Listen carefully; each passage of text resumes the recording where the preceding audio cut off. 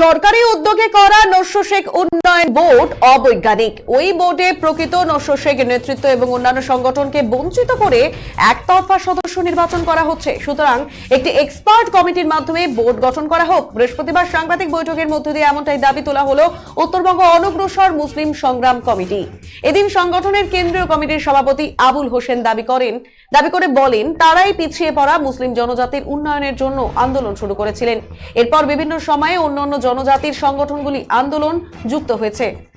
আন্দোলনের জেরে গত 2021 সালে রাজ্য সরকার নস্য শেখ উন্নয়ন বোর্ড গঠন করে, কিন্তু ওই বোর্ডে প্রকৃত নস্য শেখদেরই রাখা হয়নি বলে দাবি সভাপতির। তার বক্তব্য, এই বিষয় নিয়ে একাধিকবার জেলা প্রশাসন থেকে শুরু করে রাজ্যের মুখ্যমন্ত্রীকে পর্যন্ত চিঠি দেওয়া হয়েছে, কিন্তু তারপরেও কিছুই হয়নি।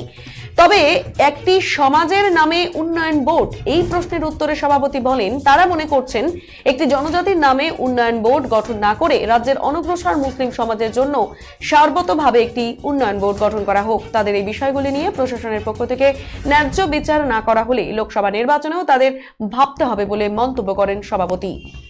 রাজ্য সরকার নস্য শেখ জনগোষ্ঠীর জন্য উন্নয়ন বোর্ড গঠনে উদ্যোগী হয়েছেন। এই উদ্যোগকে স্বাগত জানিয়ে আমাদের সমিতি মনে করে, এভাবে একটি জনগোষ্ঠীর জন্য উন্নয়ন বোর্ড গঠন না করে রাজ্যের অনগ্রসর মুসলিম সমাজের সামগ্রিক উন্নয়নে একটি বোর্ড গঠন করা উচিত। আমাদের দাবি, অনগ্রসর মুসলিমদের উন্নয়নে একটি সংযুক্ত উন্নয়ন বোর্ড গঠন করা।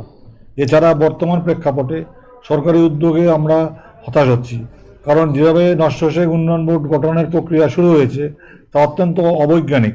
এতে প্রকৃত নস্য শেখ নেতৃত্ব এবং অন্য সংগঠনকে বঞ্চিত করে একতরফা সদস্য নির্বাচন করার প্রবণতা দেখা দিয়েছে।